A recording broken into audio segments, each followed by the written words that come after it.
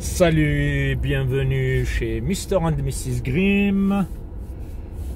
Après presque 2 ans d'absence, on reprend nos vidéos critiques et nos sorties cinéma. Tout ça grâce à ma petite princesse qui m'a enfin remotivé. On a été voir Blanche-Neige et les 7 nains, le remake de Disney qu'on a adoré tous les deux. Je vous mets le lien dans l'affiche quelque part. Et aujourd'hui, on va voir Mickey 17 ou Mickey 17 avec Robert Pattinson. C'est un film d'un certain réalisateur coréen qui commence à se faire connaître, Bong Joon-ho. Je vous mettrai sa photo ainsi que son nom écrit correctement, qui a été connu pour la plupart avec le film Parasite, pour lequel il a reçu quand même 3 ou 4 Oscars. Je me rappelle plus, 3 c'est sûr, mais je dirais 3 ou 4. Voilà, donc Bong Joon-ho, pour ma part, vu que j'ai grandi avec les mangas, j'ai toujours aimé le cinéma asiatique, j'ai grandi avec les films de Jackie Chan. Je l'ai découvert avec son film The Host, d'ailleurs que j'ai en DVD. Après, il a fait le film, l'adaptation de la bande dessinée Snowpiercer avec Captain America, Chris Evans dans le rôle principal et pas mal de... Il y avait aussi Ed Harris, alors qui est complètement différente de la... Grosso modo, c'est la même par rapport au film, à la série sur Netflix, mais le film, c'est un long métrage assez fidèle de la bande dessinée. Donc ça, c'est les films pour moi avec lesquels je l'ai découvert. Après, je l'ai découvert avec le film Okja sur Netflix, où ça parle un peu de cochons génétiquement modifiés, ça parle un peu de l'abattage et de la surconsommation, etc. En tout, il a 7 films. J'arrive pas à lire, j'ai pas les bonnes lunettes. En tout, il a 7 films. Là, je viens d'en citer 3. Là, aujourd'hui, je vais voir le 4e parce que les 3 autres films, c'est des films coréens qui ont été connus en Corée, en vérité, que j'ai jamais vu. Donc là, pour Mickey 17, c'est son 2e film au sein d'Hollywood, parce qu'il avait fait Snowpiercer avec quand même des stars américaines. Là, il refait avec Mickey 17. Le synopsis, c'est un gars qui va signer un contrat sans vraiment savoir ce que c'est, mais quand il arrive sur la Lune, il se rend compte que voilà, il sera imprimé, sauvegardé, dès qu'il meurt, il se réimprime, et c'est comme ça qu'il gagne sa vie. Et bien sûr, on l'envoie sur des missions un peu bizarres. Le film m'a fait penser à Moon, qui remonte quand même, je ne sais plus de quelle année ça date. C'est aussi un gars qui travaille sur la Lune. Normalement, toutes les 3 ans, on vient le relever. Et bien sûr, il y a eu un accident ou un truc, je ne sais plus. Il suspecte un peu parce qu'il était que lui et une intelligence artificielle. Et il découvre aussi, le synopsis il est pas mal. Moon. Donc, allons voir Mickey 17 par Bong Joon-ho avec Pattinson à l'affiche. Voilà. J'ai pas le budget, je sais que le film il dure environ 2 heures. Donc je vous dis, n'oubliez pas de liker. N'oubliez pas de liker, pensez à vous abonner. Activez la petite cloche pour recevoir de nouvelles notifications. Oui, si vous nous avez oubliés depuis 2 ans, là on repart. Et je vous dis à plus après la bande-annonce. Ciao. Je tournais en rond et je voulais quitter la Terre. À demain. À chaque fois que je meurs, il me réimprime. Et tout le monde me demande... Quand on meurt, ça fait quoi? Et d'un coup, tout a basculé. On était multiples. En cas de multiples, nous exterminerons tous les individus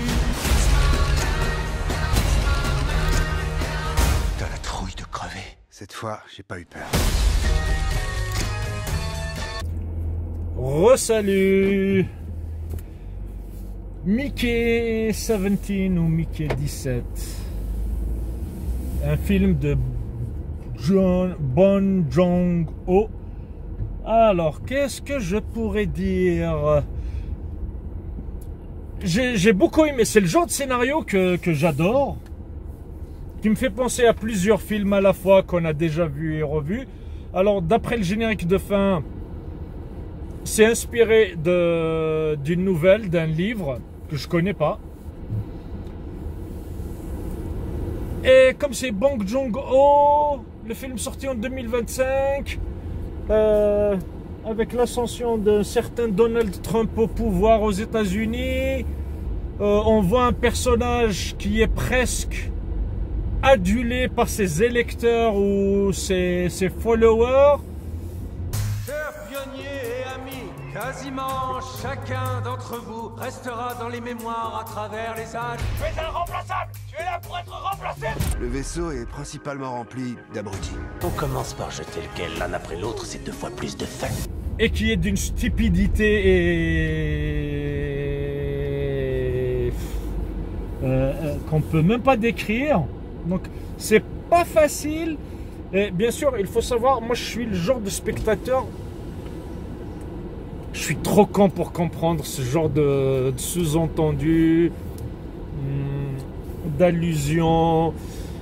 Je suis un apolitique à 100%. Je ne m'intéresse pas à la politique. Je ne comprends rien à la politique. Je n'ai jamais fait de politique, j'en ferai jamais.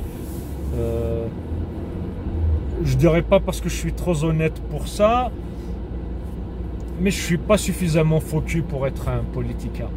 Mais le film est intéressant. Donc on va résumer vite fait l'histoire de ce Mickey et de cette histoire d'imprimante et pourquoi il s'appelle 17, etc. Donc on est dans un monde, je crois qu'on était en l'an 2054 ou un truc comme ça, donc dans un futur. On a découvert que on peut, ce n'est pas du clonage, on peut réimprimer un être humain. Et bien sûr, en parallèle, on peut sauvegarder sa mémoire et la lui réinjecter une fois imprimée. Donc ils se sont dit, voilà, ça peut être utile, machin. Alors, ça vient un peu plus tard dans le film. Bon, il y a eu quand même beaucoup de questionnements moraux et éthiques, comme on en a aujourd'hui sur le clonage, même si on n'a toujours pas réussi à faire un clonage humain. Après, à savoir si ça a été fait ou pas. Mais aux dernières nouvelles, à part la brebis Dolly, on n'a rien cloné d'autre. On arrive à cloner des organes, des trucs, mais pas être vivant ou surtout pas d'être humain. Donc,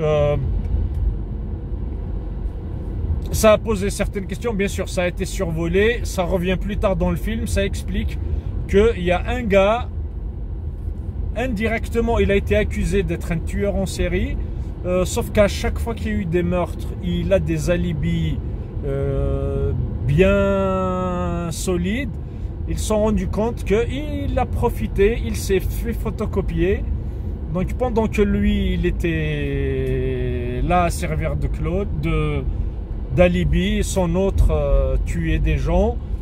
Ils les ont exécutés tous les deux. Les meurtres ont repris. Ils ont découvert qu'il y avait un troisième. Ils ont appelé ça les multiples. Si vous l'avez vu dans la bande-annonce, le problème, c'est les multiples, c'est pas le truc. Bien sûr, il y a un gars qui est joué par Hulk, Mark Ruffalo.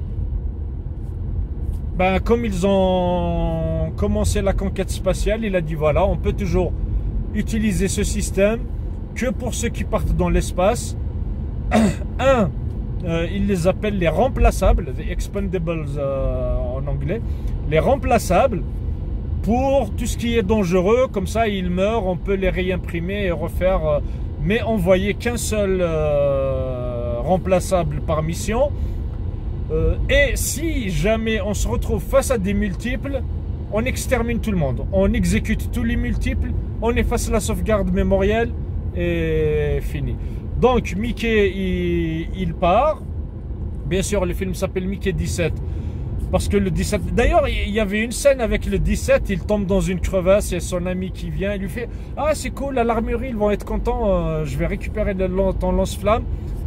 Ciao !» Et le gars, il remonte, il fait « Oh, je suis pas mort. » Il faut « Oui, mais de toute façon, moi, je peux pas descendre plus bas et tu vas mourir bientôt. Donc, allez, bonne mort et à demain. » Parce que dès qu'il est mort, ça prend 20 heures pour être réimprimé et le lendemain... Donc, voilà. Après, c'est Bong Joon-ho. Même quand j'ai vu Okja, à part le truc, la surconsommation et l'élevage en masse, machin, j'ai pas trop compris le message du film. Snowpiercer, c'est une autre utopie, une dystopie qui se passe dans un train. The Host aussi, c'est une critique, mais j'ai pas trop bien compris de quoi ça parle. Donc là-dedans, à part voir l'allusion à la politique américaine et surtout, on va dire, à ces grandes multinationales qui prennent les gens que pour des numéros remplaçables, c'est qu'en fin de compte, on peut le constater hein, dans certaines boîtes, les gens, surtout face à certains managers, voilà, bof, c'est pas grave, on le vire, on va recruter un autre. Voilà, c'est le genre de truc que je comprends pas. Mais c'est le scénario, j'ai beaucoup aimé. Même si je comprends pas le message caché derrière. Voilà, donc c'est dommage, le film, ça fait un moment qu'il était à l'affiche, donc je ne sais même pas s'il sera encore pour les prochains jours. Mais comme d'hab, s'il y a une salle de cinéma près de chez vous, je vous conseille bien d'aller le voir. C'est quand même un film qui en vaut la peine. À part cette histoire de Mickey, et bien sûr ils vont trouver des bestioles qui vivent sur la planète. Est-ce que ça ramène un peu à notre histoire de l'homme civilisé qui découvre d'autres continents avec d'autres populations? Il se croit lui le meilleur. D'ailleurs, je trouve bien que la confrontation entre l'abruti joué par Mark Ruffalo se fasse par le personnage qui est une femme et noire, parce qu'il a traité les bestioles qu'ils ont trouvées sur la planète d'aliens. Il lui dit mais les aliens c'est nous, parce que c'est nous qui avons débarqué, ils étaient là avant nous, comme certains ont traité certains êtres humains de sauvages et eux d'être civilisés. Dans son discours il a toujours le truc de pure race, on va créer une merveille, machin. Si vous êtes comme moi, vous avez grandi avec un film qui s'appelle Bienvenue à Gattaca, je me dis ok, vu le discours du mec, pourquoi t'as pris des noirs dans ton truc, des asiatiques dans ta colonie? Si tu veux repeupler une planète, il y avait un couple de lesbiennes, pourquoi tu prends des lesbiennes? Tu veux repeupler. Et en plus, il y a un côté religieux derrière, machin. Je suis désolé, Bong Joon-ho, ton scénario est magnifique, mais Bienvenue à Gattaca est 1000 fois bien meilleur. Voilà. Mais le film, il est bon. C'est le genre de scénario que j'aime bien. Voilà, je le conseille sans autre. Voilà. Je sais pas quand est-ce que je vais refaire d'autres vidéos. Je sais qu'avec ma fille, elle a vu la bande-annonce de Ozzy, donc attendez-vous bientôt à voir une vidéo critique avec ma petite princesse. Maintenant que j'ai repris les vidéos, je crois, je vais essayer de retrouver les rushs. Le dernier film que j'ai vu au cinéma pour faire une critique, c'était Batman avec Pattinson. C'est pour ça que je profite de le dire. Donc un jour ou l'autre, il y aura la vidéo qui va apparaître. Le jour où il n'y aura rien en une semaine, où j'aurai pas de trucs, je vous mettrai le Batman. Sur ce, je vous redis toujours, n'oubliez pas de liker, pensez à liker, vous abonner, activer la petite cloche. Il y a quand même pas mal de films, je vais essayer de reprendre, que ce soit tout seul ou avec ma princesse. Allez, ciao!